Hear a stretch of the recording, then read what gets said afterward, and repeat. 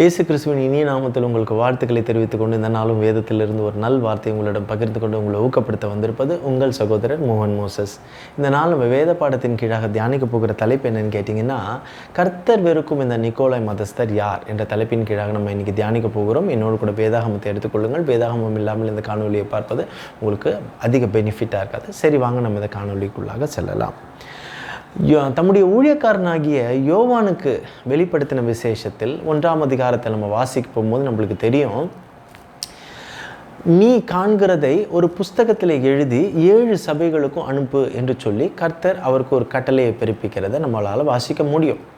அந்த 7 சபைகளில் குறிப்பாக 2 சபைகளுக்கு கர்த்தர் சொல்லுகிறத நம்ம வாசிக்க போகும்போது நம்மளுக்கு ஒரு கேள்வி வரும். அந்த கேள்விதான் இந்த நிக்கோலாய் மதஸ்தர் யார் என்று இன்றைக்கி நம்ம பார்க்கலாம். வெளிப்படுத்தல் 2வது அதிகாரத்தில் 6ஆம் வசனத்தை நான் வாசிக்கிறேன். என்னோடு கூட நீங்கள் வேதாகமத்தை எடுத்துக்கொள்ளுங்கள். எபேசு சபைக்கு கர்த்தர் சொல்லும் பொழுது, நான் வெறுக்கிற நிக்கோலாய் மதஸ்தரின் கிரியைகளை நீயும் வெறுக்கிறாய், இது உன்னிடத்தில் உண்டு, ஆவியானவர் சபைகளுக்கு சொல்லுகிறதை காதுள்ளவன் கேட்க கடவன் என்று வாசிக்கிறோம். அதே அதிகாரத்தில் 15, 16, 17 வாசிக்க போகும்போது உங்களுக்கு தெரியும், பெர்கமு சபைக்கு அவர் கர்த்தர் சொல்லும் பொழுது, அப்படியே நிக்கோலாய் மதஸ்தருடைய போதகத்தை கை கொள்ளுகிறவர்கள் உன்னிடத்தில் உண்டு, அதை நான் வெறுக்கிறேன், நீ மனம் திரும்பு, இல்லாவிட்டால் நான் சீக்கிரமாக உன்னிடத்தில் வந்து என் வாயின் பட்டயத்தால் அவர்களோட யுத்தம் பண்ணுவேன், ஆவியானவர் சபைகளுக்கு சொல்லுகிறதை காதுள்ளவன் கேட்க கடவன் என்று வாசிக்கிறோம். இப்போ இந்த 2 சபைகளுக்கு கர்த்தர் சொல்லும்போது ஏதோ இந்த 2 சபைகளுக்கு மட்டும்தான் இயேசு கூறினார் என்று நம்ம எடுத்துக்கொள்ளக்கூடாது. 7 சபைகளுக்கும் இது பொருந்தும். ஏன், இப்போ இருக்கிற எல்லா சபைகளுக்கும் கூட பொருந்தும். எபேசு சபைக்கு சொல்லும் பொழுது, நான் வெறுக்கிற அந்த நிக்கோலாய் மதஸ்தருடைய போதகத்தை நீயும் வெறுக்கிறாய் அப்படின்றத சொல்லும் போது என்ன சொல்கிறது, அதை பாராட்டுறது போல் இருக்குது எபேசு சபை. ஆனால் பெர்கமு சபைக்கு சொல்ல போகும்போது, நீ மனம் திரும்பு, இந்த போதனை உன்னிடத்தில் இருக்கிறது, இந்த குறை இருக்கிறது அப்படின்னு சொல்ல போகும்போது அந்த சபையை கண்டிக்கத்தக்கதான ஒரு வார்த்தை சொல்லுகிறதையும் நம்மளால் புரிந்து கொள்ள முடியும். அப்போது ஒரு விஷயத்தை நம்ம இதில் புரிஞ்சிக்க வேண்டியது என்னென்னா, ஆவியானவர் சபைகளுக்கு சொல்லுகிறதை காதுள்ளவன் கேட்க கடவன் என்ற வார்த்தை வரும்போது என்ன பொருந்ததுங்க, எல்லா சபைகளுக்கும் இது பொருந்தும். ஏதோ அந்த 2 சபைகளுக்கு மாத்திரம்தான் நம்ம எடுத்துக்க கொள்ளக்கூடாது. அதை நம்ம மறந்துடக்கூடாது ஃபர்ஸ்ட் ஆஃப் ஆல். ஓகேங்களா? இந்த நிக்கோலாய் மதஸ்தரின் கிரியைகளையும் போதனைகளையும் இயேசு ஏன் இவ்வளவு தீவிரமாகவும் கடுமையாகவும் எதிர்க்கிறார், வெறுக்கிறார் என்று இந்த வசனங்களை எல்லாம் நம்ம வாசிக்கும் போது நம்மளுக்கு ஒரு கேள்வி வந்துடும். ஓகேங்களா? ஏன் எதற்காக வெறுக்கிறார் என்று நம்ம எப்போதாவது யோசிச்சிருக்கிறோமா? அவ்வளவு ஆபத்தானதான் இந்த போதனை. யார் இவர்கள் என்ற விவரத்தை எல்லாம் தெரிந்து கொண்டால்தான் நம்மால் இவர்களை அடையாளம் காண முடியும் என்பதை புரிந்து கொள்ளலாம். சரி, வாங்க பார்க்கலாம். பொதுவாகவே பார்த்திங்கன்னா நம்ம பக்கத்தில் நிறைய குறைகள் இருக்கும். ஆனால் அந்த குறைகள்லாம் நம்மளுக்கு தெரியாது. நம்மை சேர்ந்தவர்களுக்கோ அல்லது நம் பக்கத்தில் உள்ளவர்களுக்கோ அது ஒரு பெரிய குறையாக தெரியுதோ தெரியலையோ அது முக்கியம் இல்லை. கர்த்தரோட பார்வைக்கு அது குறையாக தெரியுதா, அதுதான் ரொம்ப முக்கியம். கர்த்தருடைய பார்வைக்கு எது குறைவோ அது குறைவு தான். கர்த்தர் எதை நிறை என்று சொல்லுகிறாரோ அது நிறைதான். அப்போது இந்த சபைகளுக்கு அவர் சொல்கிறது குறைனா குறைதான், நிறைனா நிறைதான். அதெல்லாம் நம்ம போய் ஆராய முடியாது. ஓகேங்களா? அது என்ன குறை, எதனால் அப்படின்றத தான் நம்ம தெரிந்து கொள்ளணும். ஓகேங்களா? யார் இந்த நிக்கோலாய், அதை முதல்ல நம்ம தெரிந்து கொள்ள வேண்டும். அப்போஸ்தலர் 6வது அதிகாரம் 1-6 வசனத்தை நான் உங்களுக்கு வாசிக்கிறேன். அந்நாட்களிலே சீஷர்கள் பெருகின போது கிரேக்கரானவர்கள் தங்கள் விதவைகள் அன்றாட விசாரணையில் திட்டமாய் விசாரிக்கப்படவில்லை என்று எபிரேயருக்கு விரோதமாக முறுமுறுக்கிறாங்க. இப்போது கிரேக்கர்களுக்கும் எபிரேயர்களுக்கும் ஒரு சின்ன முறுமுறுப்பு வருது. என்ன ரீசன் நான் படிக்கும்போது உங்களுக்கு தெரியுது. அப்பொழுது 12 சீஷர் கூட்டத்தை வரவழைத்து, இந்த அப்போஸ்தலர் 12 பேரும் சீஷர்களோட கூட்டத்தை வரவழைத்து என்ன சொல்கிறாங்க, நாங்கள் தேவ வசனத்தை போதியாமல் பந்தி விசாரணை செய்வது எங்களுக்கு தகுதி அல்ல. ஆதலால் சகோதரரே, பரிசுத்த ஆவியும் ஞானமும் நிறைந்து நற்சாட்சி பெற்ற 7 பேரை உங்களில் நீங்களே தெரிந்து கொள்ளுங்க, அவர்களை இந்த வேலைக்காக நம்ம ஏற்படுத்தலான்னு ஒரு ஐடியா கொடுக்குறாங்க. அப்போ நாங்களோ ஜெபம் பண்ணுவதிலும் வேத வசனம் போதிக்கிறதுலையும் ஊழியம் செய்வதிலையும் சுவிசேஷம் சொல்வதிலையும் நாங்களும் இடைவிடாமல் இருக்கிறதுக்கு எங்களுக்கு ஒரு நல்ல வாய்ப்பாக இருக்கும்னு சொல்கிறாங்க. இந்த யோசனை எல்லா சபைக்காரங்க முழுவதுக்கும் நல்லபடியாக இருந்தது, ரைட்டாக தெரிஞ்சுது.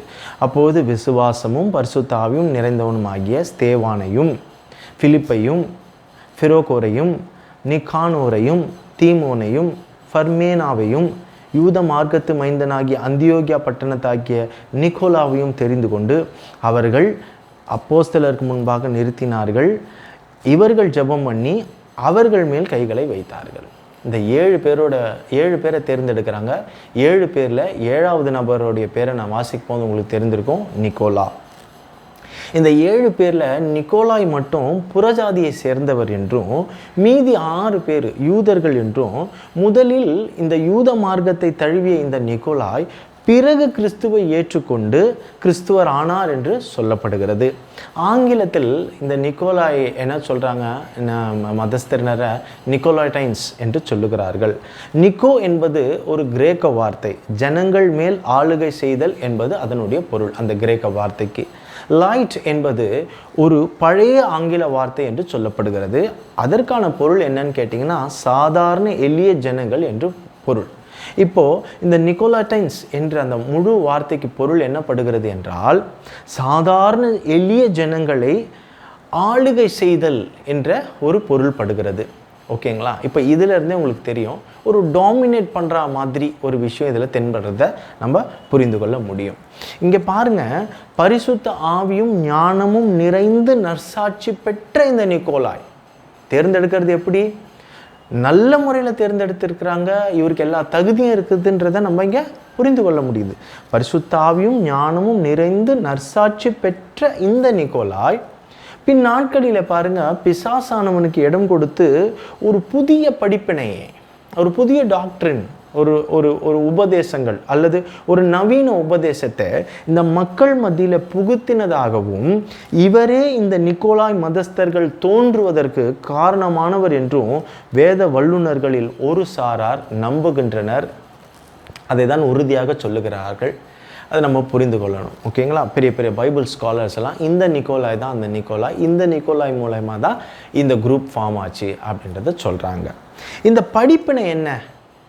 ஓகேங்களா? இந்த டாக்டர், இந்த போதனை என்ன அப்படின்னு பார்த்தீங்கன்னா, சாதாரண விசுவாசிகளை விட இந்த தேவதாசர்கள், கர்த்தருக்கென்று ஊழியம் செய்கிற, கர்த்தரால் ஆர்டெயின் பண்ணப்பட்ட இந்த போதகர்கள், தேவதாசர்கள் எல்லாம் சாதாரண விசுவாசிகளை விட உயர்ந்தவர்கள். அந்த கொள்கையில் இவங்க ரொம்ப உறுதியாக இருந்திருக்கிறாங்க. போதகர்கள் என்பவர்கள் சாதாரண இந்த ஜனங்களோடு சரிசமமாக இருக்கக்கூடாது. விசுவாசிகளுக்கும் போதகர்களுக்கும் ஒரு இடைவேளை இருக்க வேண்டும் என்பது தான் இவங்களுடைய முக்கியமான ஒரு கோட்பாடாக இருந்திருக்கிறது. இது இயேசு எதிர்க்கும் மிகப்பெரிய ஒரு காரியங்க. அதை நம்ம புரிந்து கொள்ளணும். மத்தேயு 23வது அதிகாரம் 5-8 வசனத்தை வாசிக்கிறோம் பாருங்க.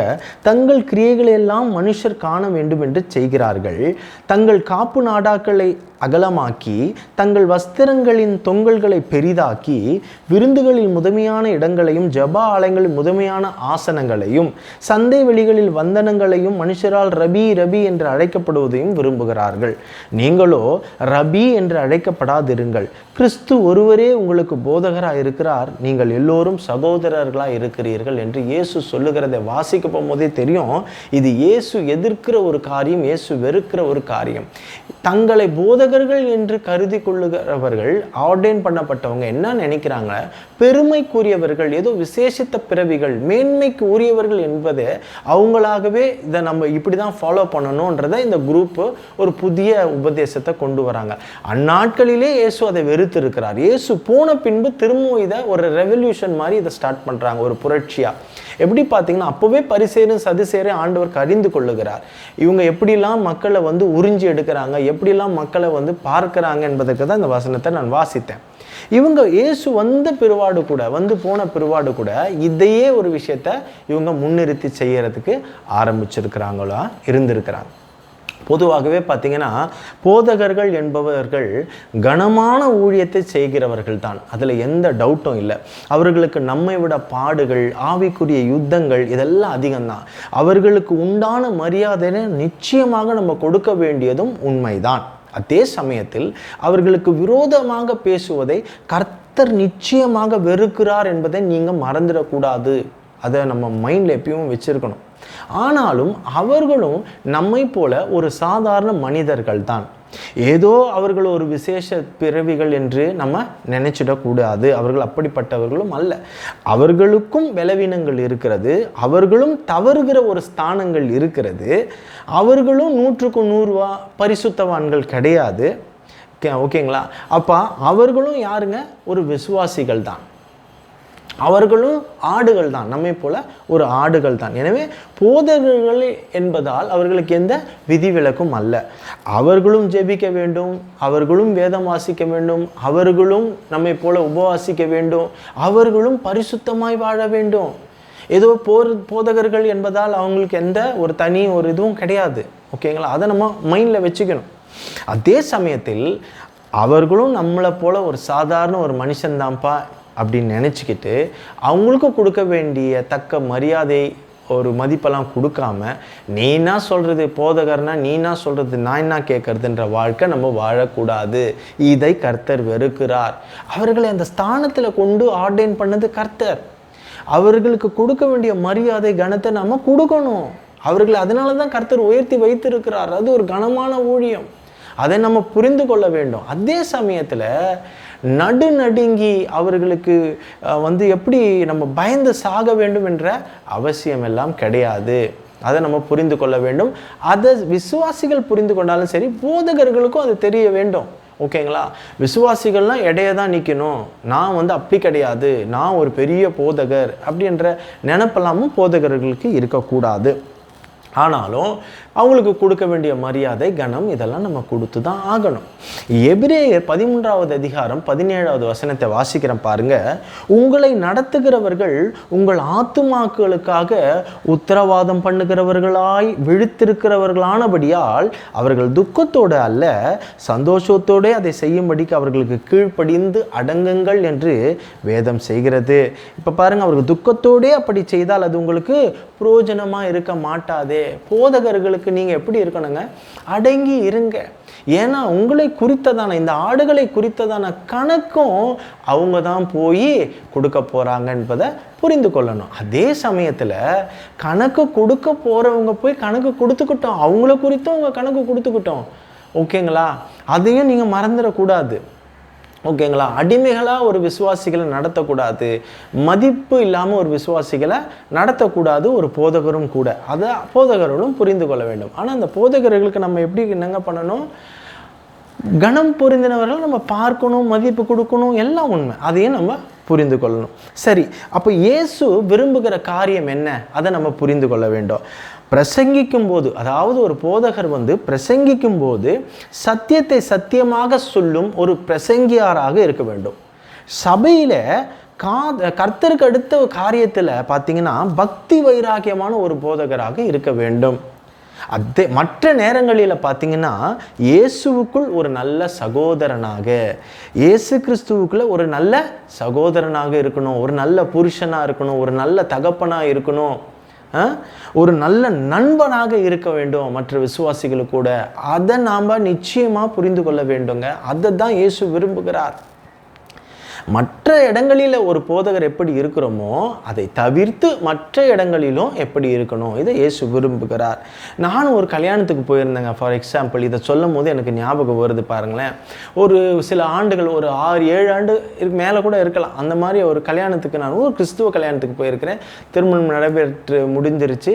எல்லாம் பந்தியில் உட்காந்து சாப்பிட்டுட்டு இருக்கிறோம். அப்போ சாப்பிட்டுட்டு இருக்கும் போது நல்லா சாப்பிட்டுக்கிட்டே இருக்கோம். 2 சைடில் பந்தி நல்லா போய்கிட்டு இருக்குது, சாப்பிட்டுக்கிட்டு இருக்கோம். திடீர்னு ஒவ்வொருத்தராக அப்படியே எந்திரிச்சு நிற்கிறாங்க. அப்படியே அப்படியே சாப்பாடு கையோடு எந்திரிச்சு பயபக்தியோடு அப்படியே எந்திரிச்சு நிற்கிறாங்க. ஒரு மனிதர் அப்படி ஏன் அப்படின்னு பார்த்தா, ஒரு மனிதர் அங்கேருந்து அப்படியே நடந்து வர்றார், கோட் ஷூட்லாம் போட்டு நடந்து வர்றார். அவருக்கு பின்னாடி ஒரு 5-6 பேர் நல்லா அவரை புடை சூழ்ந்து கொண்டு நடந்து வராங்க. அவரை காண்கிற அந்த 2 புறத்தில் சாப்பிட்றவங்களாம் என்ன பண்ணுறாங்க, என் பக்கத்தில் இருக்கவங்க எதிர்ப்புறத்தில் இருக்கிறவங்க எல்லாருமே ஒவ்வொருத்தரும் அப்படியே எந்திரிச்சு நின்று பிரேஸ்லாம் அப்படியே பயந்து ஒரு மாதிரி சாப்பிட்ட எச்சக்கையோடு அப்படியே இது பண்ணுறாங்க. அப்போது எனக்கு ஒரு சந்தேகமானது, என்ன இது எல்லாரும் இப்படி பண்ணுறாங்க அப்படின்னு சொல்லிட்டு நான் உட்காந்து சாப்பிட்டுக்கிட்டு தான் இருந்தேன்னு பார்த்துக்கங்களேன். அந்த மனிதர், அப்போ நான் கேட்டேன் பக்கத்தில் இருக்கவங்க, யாருங்க இவர் அப்படின்னு கேட்கும்போது அவங்க சொன்னாங்க, இவர் தான் எங்கள் சர்ச்சு பாஸ்டர் அப்படின்னு சொன்னாங்க. எனக்கு அப்படியே ஷாக் ஆகி போச்சு. அந்த மனிதராவது எல்லாரும் சாப்பிட்றாங்களே அப்படின்னு சொல்லிட்டு, சரி உட்காருங்க சாப்பிடுங்கப்பா அப்படின்னு எதுவுமே சொல்லாமல் அவரோட தோரணை பார்த்தீங்கன்னா அப்படின்ற எனக்கு இன்னும் ஷாக் ஆகிடுச்சு. இயேசுவே இது எப்படிடா இதுன்னு அவங்க அப்படியே எல்லாரும் அப்படியே பயந்து என்ன இது, எனக்கு ரொம்ப பெரிய இதுதான் முதல் முறையாக நான் பார்க்குறேன். அந்த மாதிரிலாம் பார்க்கும்போது நம்ம எப்படி மத்தேயு அதிகாரத்தில் வாசிக்க போகும்போது 23வது அதிகாரத்தில் வாசிக்கும்போது சொன்னோம், இவங்கெல்லாம் எதெல்லாம் விரும்புகிறாங்க, மக்களை எப்படிலாம் வச்சுக்கணும்னு நினைக்கிறாங்கலாம் வாசித்தோம் பாருங்கள். அதை நேரில் பார்த்தா மாதிரியே இருந்தது பார்த்துக்கங்களேன். ஸோ இது எதுக்கு நான் சொல்ல வரேன்னா, மேன்மை பாராட்டுகிறாங்க, அவங்களே மேன்மை பாராட்டுகிறது புரிய முடியுது. நம்ம என்னமோ வானத்திலிருந்து இறங்கின ஒரு தூதர்கள் மாதிரி நினச்சிக்கிறாங்களா இல்லைன்னா என்னன்னு தெரியல. அது எனக்கு ரொம்ப ஒரு உறுத்தலாக இருந்தது அந்த நேரத்தில் பார்த்துக்கங்களேன். ஏன்னா இது ஒரு பெருமைக்கு தான் வழி வகுக்குதே தவிர, அவங்க வீழ்ச்சிக்கு தான் அது வழி வகுக்குமே தவிர, இதில் எந்த விதத்துலையும் அவங்க ஒரு உயர்வுக்கு ஒரு வழி வகுக்காது. அதை நம்ம புரிந்து கொள்ள வேண்டும். எரேமியா 9வது அதிகாரம் 24வது வசனத்தை நான் வாசிக்கிறேன் பாருங்க. மேன்மை பாராட்டுகிறவன் பூமியிலே கிருபையும் நியாயத்தையும் நீதியும் செய்கிற கர்த்தர் நான் என்று என்னை அறிந்திருக்கிறதை குறித்தே மேன்மை பாராட்ட கடவன் என்று கர்த்தர் சொல்லுகிறார். இவைகளின் மேல் பிரியமாயிருக்கிறேன் என்று கர்த்தர் சொல்லுகிறத பார்க்கலாம். எதை குறித்து மேன்மை பாராட்ட வேண்டுங்க? நான் ஒரு பாஸ்டர், நான் ஒரு நான் ஒரு பைபிள் ஸ்காலர், நான் அப்படி நான் இப்படி நாங்கள் மேன்மை பாராட்டுகிறது. தன்னைத்தானே தாழ்த்துக்கிறவன் தான் உயர்த்தப்படுவான்னு வேதம் சொல்லுகிறதுங்க. அல்லேலூயா. அப்போது சில போதகர்களுக்கு பாருங்கள், யாராவது தங்களை தெரியாமல் பிரதர்னு கூப்பிட்டா கூட அவங்களுக்கு கோவம் வந்துடும். நான் ஒரு பாஸ்டர், என்ன போய் பிரதர்னு கூப்பிட்றீங்க அப்படின்ற ஒரு கோவம் வரும். சிலருக்கு மேடைகளில் எங்கேயாவது பேர் வாசிக்க போகும்போது தெரியாமல் பாஸ்டர் அவர்களே அப்படின்னு சொல்லி அந்த பேரை வாசிட்டாங்கன்னா அதுக்கு அவங்க டென்ஷன் ஆகிடுவாங்க. ஏன் இப்போ இவங்க டென்ஷன் ஆகுறாங்க அப்படின்னு நம்ம யோசிச்சு பார்த்தா தெரியும், இப்போ அவங்க பாஸ்டர் இல்லையா, இப்போ அவங்க அடுத்த ஸ்தானத்துக்கு போய் ரெவரண்ட் ஆகிட்டாங்களாம், அதனால தான் இப்போ அவருக்கு அந்த கோவம். நான் அன்னைக்கு பாஸ்டராக இருந்திருக்கலாம், இன்றைக்கி நான் பாஸ்டர் இல்லை, இன்றைக்கி நான் ரெவரண்ட் அப்படின்னு சொல்கிறாங்க. அது எப்படி தான் நம்மளால் ஏற்றுக்கொள்ள முடியுதுன்னு எனக்கு தெரியல, என்னால் ஏற்றுக்கொள்ள முடியல. இருந்தாலும் சொல்கிறேன், இதெல்லாம் இப்போது இந்த காலத்தில் நம்ம நல்லா கண்கூடாக பார்க்க முடிகிறது. இப்போ இதெல்லாம் கூட ரொம்ப பழசாக மாறிடுச்சு. இப்போ கத்தோலிக்க திருச்சபைகளில் இருக்கிறது போல் இன்றைக்கி பெந்தகோஸ்தே சபையில் கூட பார்த்திங்கன்னா பிஷப், கார்டினல் இப்படி எல்லா பட்டமும் தலை தூக்க ஆரம்பிச்சிருச்சு. நீங்கள் பார்க்கலாம் அங்கங்கே. இப்போது பெந்தகோஸ்தே சபைகளில் கூட பிஷப் மாதிரி எல்லாம் ட்ரெஸ்அப் பண்ணிக்கின்னு பிஷப் பட்டம், கார்டினல் பட்டம்லாம் வச்சுன்னு இருக்கிறாங்க. இது எப்படி எதை நோக்கி போகுதுன்னே நம்மளுக்கு தெரியல பார்த்துக்கோங்க. இவங்க தான் இப்படி தங்களுக்கு தாங்களே பட்டங்களை அளித்து கொண்டு மக்களெல்லாம் இப்படி நம்மளை ஒரு புகழ்ச்சியாக பேர் சொல்லி அழைக்கணும் அப்படின்னு நினைக்கிறாங்களே தவிர, ஆண்டவர் அப்படியெல்லாம் கிடையாதுங்க. என்னதான் இவங்களே புது புது பட்டங்களை கொடுத்துக்கிட்டாலும் சரி, ஆண்டவர் இவர்கள் எல்லோரையும் ஊழியக்காரன் என்ற ஒரே வார்த்தை சொல்லி தான் அழைக்கிறார். அதை மறந்துடவே கூடாது பார்த்துக்கங்க. மத்தேயு 25வது அதிகாரம் 21வது வசனம் உங்களுக்கு எல்லாருக்கும் தெரியும். என்ன போட்டிருக்கோம்? நல்லது உண்மையும் உத்தமமான ஊழியக்காரனே அப்படின்னு கர்த்தர் சொல்கிறத தான் நம்ம வாசிக்கிறோம். எங்கேயாச்சும் உண்மையும் உத்தமமான ரெவரண்டே, உண்மையும் உத்தரவுமான பிஷப்பே, உண்மையும் உத்தமமான கார்டினலே அப்படின்னு நம்ம எங்கே சொல்லி பார்க்குறோமா? அவர் எல்லாரையும் ஊழியக்காரன் தாங்க சொல்கிறாங்க, வேலைக்காரன் தாங்க சொல்கிறாங்க. அதை நம்ம மறந்துவிடவே கூடாது. யாக்கோப்பு 4வது அதிகாரம் 6வது வசனத்தை வாசிக்கிறோம். தேவன் பெருமை உள்ளவர்களுக்கு எதிர்த்து நிற்கிறார் என்று நம்ம வாசிக்கிறோம். தாழ்மை உள்ளவர்களுக்கோ கிருபை அளிக்கிறார்னு தான் நாங்கள் வாசிக்கிறோம். இப்போ தேவன் எதிர்க்கிற ஒரு கருவியாக நம்ம மாறணுமா? இது அவசியம் இல்லாத ஒன்று. சரி, ஒரு சாரார் இப்படி சொல்கிறாங்க. ஒரு சாரார் இந்த நிக்கோலாய் மதஸ்தனரை வேறு விதமாக சொல்லுகிறார்கள். வேத வல்லுநர்களில் ஒரு சாரார் வேறு விதமாக சொல்கிறாங்க. அது எப்படின்னா, நவீன உபதேசத்தை சபைக்குள் உட்புகுத்தி விசுவாசிகளை அனலும் இல்லாமல் குளிரும் இல்லாமல் ஒரு லியூக் வார்ம் கிறிஸ்டியனாக வைத்திருப்பது தான் இந்த நிக்கோலார் மதஸ்தனர்கள் அப்படின்னு சொல்கிறாங்க. எப்படின்னு கேட்டிங்கன்னா, விபச்சாரம், வேசித்தனம் எல்லாம் பண்ணிக்கிட்டு சமுதாயத்தில் எல்லோரோடும் சகஜமாக வாழ வழிவகுக்கும் ஒரு ஆபத்தான கோட்பாட்டை பின்பற்றுகிறவர்கள் தான் இந்த நிக்கோலாய் மதஸ்தர்கள் என்று சொல்லப்படுகிறது. வெளிப்படுத்தல் 2வது அதிகாரத்தில் நம்ம பெர்கமு சபைக்கு கர்த்தர் சொல்லும்போது 15வது அதிகாரம் பாருங்கள், அப்படியே நிக்கோலாய் மதஸ்தருடைய போதகத்தை கை கொள்ளுகிறவர்களும் உன்னிடத்தில் உண்டு என்று சொல்லுகிறார். இதை வைத்து தான் இவங்க இப்படி சொல்கிறாங்க, இந்த ஒரு சாரார். ஏன்னா அந்த வார்த்தை பாருங்க, அப்படியே நிக்கோலாய் மதஸ்தருடைய, அந்த அப்படியேனா எப்படியே?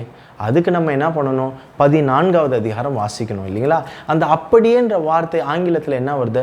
இந்த சிமிலர் வே, இந்த சேம் வே அப்படின்னு தானே அர்த்தம். அப்போ அந்த வழி என்ன அப்படின்றது தான் அந்த அப்படியே என்ற வார்த்தைக்கான பொருள். 14வது வசனத்தை வாசிங்கன்னா தெரியும். விக்கிரகங்களுக்கு படைத்தவைகளை புசிப்பதற்கும் வேசித்தனம் பண்ணுவதற்கும் ஏதுவான இடரலை இஸ்ரவேலர் புத்திரர் முன்பாக போடும்படி பாலாக் என்பவனுக்கு போதனை செய்த பிலேயாமுடைய போதகத்தை கை கொள்ளுகிறவரும் உன்னிடத்தில் உண்டு. அந்த போதகத்தை பிலேயாமுடைய போதகத்தை கை கொள்ளுகிறவர்களைப் போல அப்படியே இந்த சிமிலர் வே இந்த நிக்கோலாய் மதஸ்தரை பற்றி சொல்கிறத நம்ம வாசிக்க முடியும். ஸோ அதனால தான் இவங்க இப்படி இதை சம்மந்தப்படுத்தி சொல்கிறத நம்ம புரிந்து கொள்ள முடிகிறது. அதாவது கர்த்தருடைய சட்டம் இனி பிணைக்கப்படாததால் மனிதன் இனி எந்த பாவத்திலையும் சுதந்திரமாக பங்கேற்க முடியும் என்ற ஒரு கொடிய விஷயத்தை, ஒரு கொடிய தவறை இந்த கோட்பாடு ஊக்குவிக்கிறது. அதை தான் நம்ம புரிஞ்சு, இது ஆபத்தான ஒரு கோட்பாடு, இது ஆபத்தான ஒரு போதனை. இந்த போதனை ஒரு வகையான எதிர்நோக்குவாதத்தினுடைய ஒரு வடிவம். அதை நம்ம புரிந்து கொள்ள வேண்டும். உதாரணமாக சொல்லப்போனால் ஆற்றில் ஒரு கால் சேற்றில் ஒரு கால் என்பது போல உலகத்திலும் நீ நல்லா வாழ்ந்துக்கலாம், கிறிஸ்துவனாகவும் நீ நல்லா வாழ்ந்துக்கலாம், அதில் ஒரு தப்பும் கிடையாது என்பது தான் இந்த போதனை. வெளிப்படையாக சொல்லணும்னா ஒரு கிறிஸ்துவன் ரட்சிப்புக்கும் பிறகு எவ்வளவு வேண்டுமானாலும் பாவம் செய்யலாம், அல்லது அவன் என்று விட்டு வந்த எந்த வழிமுறைகளும் எந்த உலக வழிபாட்டையும் அவன் திரும்பவும் மீண்டும் பின்பற்றலாம் என்பது தான் இந்த மிக மோசமான ஒரு கோட்பாடு இந்த நிக்கோலார் மதஸ்தர்கள் ஏற்படுத்தினது. விசுவாசிகள் பாவத்தை குறித்த ஒரு காரியத்தில் சமரசம் மட்டும் செய்து கொள்ளவே கூடாதுங்க. அப்படி அந்த சமரசத்தை அவங்க அனுமதிக்கும் பொழுது அது சிலுவையினுடைய கிரயத்தினுடைய அந்த மதிப்பை குறித்து விசுவாசிகள் வாழ்வில் உள்ள ஆவியின் வல்லமை அதை முற்றிலுமாக நீக்கிவிடுகிறது. மேலும் துணிகரமான பாவத்தை செய்வதற்கு இந்த கோட்பாடுகள் வழிவகுக்கிறது என்பதை நம்ம மறந்துவிடக்கூடாது. அதாவது இயேசு உனக்காக சிலுவையில் எல்லா பாவத்துக்கான ஆக்கினையும் சுமந்து தீர்த்துட்டாரு. நீ செய்த பாவம், செய்கிற பாவம், செய்ய போகிற பாவம் எல்லாத்துக்கும் அவர் தண்டனையை அனுபவிச்சாச்சு. அதனால நீ துணிஞ்சு என்ன வேணால் பாவத்தை பண்ணலாம். வேசித்தனம், விபச்சாரம், சரீரத்திற்கு புறம்பாக சரீரத்திற்கு உட்பட்டுன்னு நீ என்ன வேணால் பண்ணலாம். எந்த பாவமும் உன்னை மேற்கொள்ளாது. விட்டுட்டு வந்த எந்த பழக்கத்தையும் நீ செய்யலாம், விட்டுட்டு வந்த எந்த ஃபார்மாலிட்டிஸையும் நீ பின்பற்றலாம். அதெல்லாம் ஒன்றுமே இல்லை. நீ ரட்சிக்கப்பட்டுட்டியா, அது போதும் என்பது தான் இந்த மிக மோசமான ஒரு கொள்கை. இந்த காலங்களிலே இது சுலபமாக நீங்கள் எங்கே திரும்பினாலும் பார்க்க முடியும் இந்த வகையான போதனைகளை. மத்தேயு 7வது அதிகாரம் 15வது வசனத்தை நான் வாசிக்கிறேன் பாருங்க. கள்ள தீர்க்க தரிசிகளுக்கு எச்சரிக்கையாக இருங்கள். அவர்கள் ஆட்டுத்தோலை பொறுத்து கொண்டு உங்களிடத்தில் வருவார்கள். உள்ளத்திலோ அவர்கள் பட்சிக்கிற ஓநாய்கள், ஆடுகளை போல தான், பாஸ்டர்களை போல தான், கையில் பைபிளை எடுத்துக்கிட்டு தான் வருவாங்க. ஆனால் அவர்களுடைய போதனை ஒரு விசேஷித்த விதமான போதனையாக இருக்கும். அவைகளெல்லாம் யாருங்க? பட்சிக்கிற ஓநாய்கள். ஆடுகளை பட்சிக்க வருகிற அந்த ஆட்டு தோலை போற்றிக்கொண்டு அந்த ஆட்டு கூட்டத்துக்குள்ளேயே வருவாங்க, சபைக்குள்ளேயே இருப்பாங்க, பெந்தகோஸ்தே சபையில் இருப்பாங்க. ஆனால் அவர்கள் யாருங்க? பட்சிக்கிற ஓநாய்கள் என்று வேதம் நமக்கு எச்சரிப்பு கொடுக்கிறது. இந்த நிக்கோலாய் மதஸ்தர்கள் யார் என்பதை நேராக குறித்து எங்கேயுமே இங்கே வேதத்தில் சொல்லப்படலை. ஆனால் அடையாளங்கள் சொல்லப்பட்டிருக்கிறது. ஆங்காங்கே பார்த்தீங்கன்னா அவர்களை குறித்து எச்சரிப்புகள் இருக்கிறது. அப்போஸ்தலர் 20வது அதிகாரம் 29லிருந்து 30 வசனத்தை நான் வாசிக்கிறேன் பாருங்க. நான் போன பின்பு மந்தையை தப்ப விடாத கொடிதான ஓநாய்கள் உங்களுக்குள்ளே வரும். ஒரு அப்போஸ்தலர் சொல்லுகிறாருங்க. அப்போஸ்தலர்களா நாங்கள் இருக்கிறோம் இல்லை, இந்த அப்போஸ்தலர்கள்லாம் போன அப்புறம் காலத்தில் பாருங்க, கொடிய ஓநாய்கள் உங்களுக்குள்ளே வரும். உங்களிலும் சிலர் எழும்பி, பாருங்க யாருங்க இந்த உங்களிலும் எழும்பி? இப்போ அந்த 7 பேரில் ஒருத்தராக எழும்பின நிக்கோலா யாருங்க? அவர்களிலிருந்து எழும்பினவர் தாங்க. பரிசுத்த ஆவியும் நற்சாட்சியும் பெற்றவர் தாங்க. அதை தான் சொல்லப்பட்டிருக்கு. உங்களிலே சிலர் எழும்பி சீஷர்களை தங்களிடத்திற்கு இழுத்து கொள்ளும்படி மாறுபாடானவைகளை போதிப்பார்கள் என்று அறிந்திருக்கிறேன்னு சொல்றது யாரை குறித்துங்க? இந்த மாதிரி பிலேயாமின் ஆலோசனைகளை குறித்து, இந்த மாதிரியான நிக்கோலாய் மதஸ்தனுடைய போதனைகளை குறித்து இவங்களா நாளைக்கு ஒரு விஷயத்தை ஃபார்ம் பண்ணி கிளம்புறாங்க பாருங்க. இவங்களை பற்றி தான் இங்கே போட்டிருக்குது. எரேமியா 22:16 வசனம் வாசிக்கிறேன் பாருங்க. உங்களுக்கு தீர்க்க தரிசனம் சொல்லுகிற தீர்க்க தரிசிகளின் வார்த்தைகளை கேளாதிருங்கள், அவர்கள் உங்களை வீண் பெருமை கொள்ளும்படி செய்கிறார்கள், கர்த்தருடைய வாக்கை அல்ல தங்கள் யூகித்த தரிசனத்தை சொல்லுகிறார்கள் என்று சேனைகள் கர்த்தர் சொல்லுகிறார். இன்னைக்கு அநேக கள்ள தீர்க்க தரிசிகள் இருக்கிறாங்க. அதெல்லாம் மலிவான சீப்பான விலையில கிடைக்கக்கூடிய கூறு 10 ரூபான்ற அளவுக்குலாம் இன்னைக்கு தீர்க்க தரிசனம் சொல்றதுக்குலாம் ஆள் இருக்குதுங்க. அவங்கள பற்றி தான் சொல்லப்பட்டது. அவங்க கர்த்தருடைய வார்த்தையை சொல்லலையா, கர்த்தரே சொல்றாரு, அவங்க கர்த்தருடைய வார்த்தையை சொல்லலை, தாங்கள் யூகித்த தரிசனத்தை சொல்லுகிறார்கள் என்று சொல்லி. ஃபார் எக்ஸாம்பிள் இன்னைக்கு பாருங்க, இன்னைக்கு எந்த மீடியா எடுத்துக்கிட்டாலும் சரி, இன்ஸ்டாகிராம், அப்புறம் யூடியூப், இன்னைக்கு ஃபேஸ்புக், நீங்கள் என்ன எடுத்துக்கிட்டாலும் சரி, ஒரு கலக்குறாங்க. அன்னைக்கு அப்போஸ்தலர் கலக்கிற சொன்ன வார்த்தை, அப்போஸ்தலருக்கு என்ன சொன்னாங்க? உலகத்தை கலக்கிறவர்கள் வருவாங்கன்னு சொன்னாங்க. இன்னைக்கு உண்மையாகவே கிறிஸ்துவ உலகத்தை கலக்கிற ஒரு கள்ள போதகர்கள்லாம் செம்மையாக பட்டையை கலப்புறாங்க பார்த்துக்கோங்க. ஃப்ரம் மதுரை டு மலேசியா வரைக்கும் இருக்கிறாங்க. மதுரைன்னு சொன்னாலே ஒரு காலத்தில் நம்மளுக்கு என்னங்க ஞாபகம் வரும்? மல்லிகைப்பூ ஞாபகம் வரும். ஒரு காலத்தில் என்ன ஞாபகம் வருங்க? ஒரு மிக சிறந்த ஒரு ஆலயம், ஒரு இந்துக்களுடைய கோயில் ஞாபகம் வரும். ஆனால் இன்னைக்கு மதுரைனால யார் பேருங்க ஞாபகம் வருது? ஜஸ்டின் பேர் தான் ஞாபகம் வருது. அடிச்சு பட்டையை கலப்புறாரு. எல்லா சினிமா பாடல்களையும் சபைக்குள்ளே கொண்டு வந்து போட்டு ஸ்க்ரீன்லேயே அந்த பாடல் வரிகளை போட்டு அந்த ஸ்க்ரீனில் உள்ள பாடல் வரிகளின் மூலமாக தீர்க்க தரிசனம் உரைக்கிறார். எண்ணி 6 மாதத்தில் இந்த பாடலில் உள்ள வரிகள் எல்லாம் உங்கள் வாழ்க்கையில் நிறைவேறலன்னு பிடிச்சி கேளுங்கன்னு கேட்குறாரு. அல்லேலூயா! எந்த விதமான ஒரு கொடிதான போதனைங்க. இவங்க எல்லாம் எந்த விதத்தில் தீர்க்க தரிசிகள் தங்களை பறைசாற்றி கொள்ளுகிறார்கள் என்று தெரியவில்லை. மதுரையிலேருந்து மலேசியா வரைக்கும் சொன்னேனே, மலேசியாவில் ஒரு இறக்குமதி வந்திருக்கு புதுசாக. அடேப்பா, இன்னைக்கு இருக்கிற எல்லா ஃபேஸ்புக், எல்லா யூடியூப்பும் கலக்கிறவர் அந்த மனுஷன் தாங்க. அவர் பாருங்க, இருக்கிற மொத்த சரக்கு பாட்டிலையும் எடுத்துகிட்டு வந்து புல்பீட்லேயே வச்சுக்கிட்டு அதற்கான சினிமா பாடல்களை பாடி இதில் ஒன்றும் தப்பே இல்லைன்னு சொல்கிறாருங்க. ஒரு புது படங்கள் ரிலீஸ் ஆன எல்லா படங்களுடைய பேருன்னு சொல்லி, இதெல்லாம் நீங்கள் பார்த்துட்டீங்கன்னு எனக்கு தெரியும் அவர் சொல்றார். நீ எல்லாம் பார்த்துட்டீங்கன்னு எனக்கு தெரியும், பரவாயில்ல, அந்த பாடல் ஒன்று பார்த்தீங்களே, அது தகப்பனுக்கும் ஒரு பிள்ளைக்கும் உள்ள உறவுக்கான பாடல். அந்த பாடல் யார் நம்ம பாடலாம்? நம்ம தகப்பனுக்கும் நம்ம கிறிஸ்துவ பிள்ளைகள் கூட பாடலான்னு சொல்லி கிறிஸ்துவ ப்ரொஜெக்டர் மூலயமா அந்த பாடல்கள் எல்லாம் போட்டு அந்த வரிகளை அந்த தேவனோடு கூட ஒப்பிட்டு என்னென்னமோ பண்றாருங்க. எப்படியோ பண்றாரு. எரிச்சல் மூட்டுகிறார். தாராளமாக செய்யலாம். சினிமா கலைஞர்களையே கர்த்தர் ஆசீர்வதித்து வைத்திருக்கும் போது, அந்த பிள்ளைகளையே கர்த்தர் ஆசீர்வதித்து வைத்திருக்கும் போது, உங்களையும் என்னை ஆசீர்வதிப்பு அதிக நிச்சயம்னு சொல்லி ஏதேதோ வேத புரட்டல்கள் எல்லாம் நடக்குது. இவர்களெல்லாம் யாரும் நீங்கள் எரேமியா தீர்க்க தரிசனம் நம்ம வாசிக்கிறாங்க, தங்கள் யூகித்த தரிசனத்தை தான் அவங்க சொல்கிறாங்க. அவனுக்கு நைட்டில் என்ன பெணாத்தலுமா இருக்குதோ, என்ன கனவு காண்றானோ தெரியல, அதை கொண்டு வந்து இங்கே போட்டு முடிக்கிறான் சாப்டரை. எல்லாரோட கதைகளையும் முடிக்கிறான், பாடல் மூலியமாகவே முடிக்கிறான். தொடர்ந்து பாடுன்றான், நல்ல நல்ல பாடலில் பாடுன்றான், விசில் அடிக்கிறான், கூத்தடிக்கிறான், என்ன வேணால் பண்ணலான்றான். இன்றைக்கி அவ்வளோ பேர் இருக்கிறாங்க கள்ள தீர்க்க தரிசிகள் எல்லாம். அப்போ பாருங்கள், துணிகரமான பாவத்துக்கு வழிவகுக்கிறவர்களாக இருக்கிறார்கள். ஆனால் ரோமர் 12வது அதிகாரம் 1-2 வாசிக்கிறோம். என்னங்க சொல்லப்பட்டிருக்குது? அப்படி இருக்க சகோதரரே, நீங்கள் உங்கள் சரீரங்களை பரிசுத்தமும் தேவனுக்கு பிரியமான ஜீவ பலியாக ஒப்பு கொடுக்க வேண்டும் என்று தேவனுடைய இரக்கங்களை முன்னிட்டு உங்களை வேண்டிக் கொள்ளுகிறேன். இதுவே நீங்கள் செய்யத்தக்க புத்தி உள்ள ஆராதனை. இன்னைக்கு ஆராதனை எல்லாம் வேற ஆராதனை. அவருக்கு எது பிடிக்கலையோ அது உனக்கு பிடிக்கல, எது அவருக்கு பிடிக்குமோ அது உனக்கு பிடிக்கணும்ன்றது தான். அதுதான் ஜீவ பலியாய் தன்னை ஒப்பு கொடுப்பது.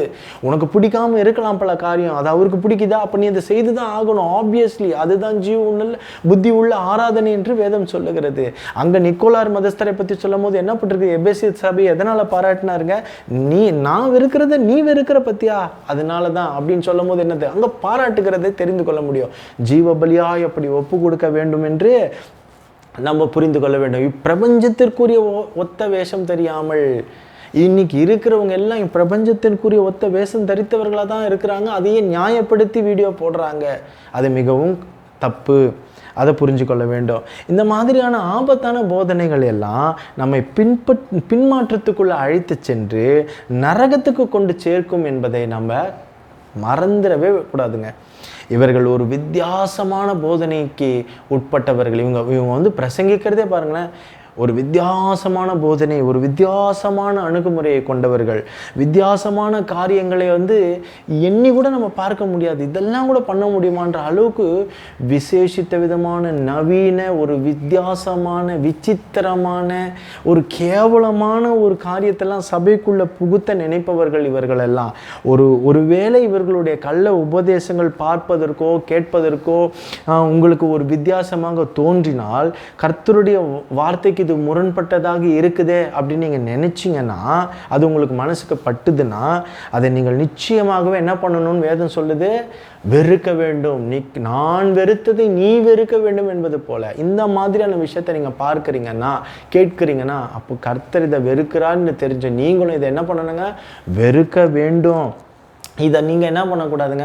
அதுக்கு நம்ம என்ன பண்ண முடியும், இப்படி கலிகாலம் இப்படி போயிடுச்சு, காலம் இப்படி தான் இருக்கும்னு ஆண்டவர் சொன்னார்னு சொல்லி அதை கண்டு கொள்ளாமல் போய்விடக்கூடாது. கண்டு கொள்ளாமல் போவது வேறு, அதை தவிர்த்துட்டு அதெல்லாம் தட்டி விட்டுட்டு போயிடணும், அதெல்லாம் நம்ம சட்டம் பண்ணக்கூடாது, நாம் கரெக்டாக இருக்கணும்னு சொல்லிட்டு அதை கண்டு கொள்ளாமல் போவது வேறு, வெறுப்பது வேறு. ரெண்டுத்துக்கும் வித்தியாசம் இருக்குது. ஆனால் கர்த்தர் என்ன சொன்னால், நான் வெறுப்பது போல் நீங்களும் வெறுக்க வேண்டும், மனம் திரும்பு. அதை என்கரேஜ் பண்ணாத, அதை சரின்னு சொல்லாத, இல்லைன்னு அதை என்கரேஜ் பண்ணாத, அதை வெறுத்து விட, முற்றிலுமாக வெறுத்து விட வேண்டும் என்று தான் கர்த்தர் விரும்புகிறார். சரி, நமக்கு இன்னைக்கு கொடுக்கப்பட்ட இந்த நேரத்தில் இந்த நிக்கோலாய் மதஸ்தர்கள் யார், அவருடைய கிரியைகள் என்ன, போதனைகள் என்ன, கர்த்தர் ஏன் வெறுக்கிறார் என்ற விஷயங்களெல்லாம் இன்னைக்கு ஓரளவுக்கு நம்ம தெரிஞ்சு கொண்டு இருக்கிறோம். இனி வரும் காலங்களிலே கர்த்தருக்கு சித்தமானால் வேறொரு தலையங்கத்தோடு கூட நான் உங்களை சந்திக்க அவளாக இருக்கிறேன். அதுவரை ரகசிய வருகை காத்து கொண்டிருக்கும் மணவாட்டி சபை இரட்சகராக இயேசு கிறிஸ்து மிக விரைவில் கொண்டு செல்ல வருகிறார். நேசிக்கிற நாம் யாவரும், அவரை விசுவாசிக்கிற நாம் யாவரும் சேர்ந்து சொல்லுவோம், மாரநாதா, ஆமீன்.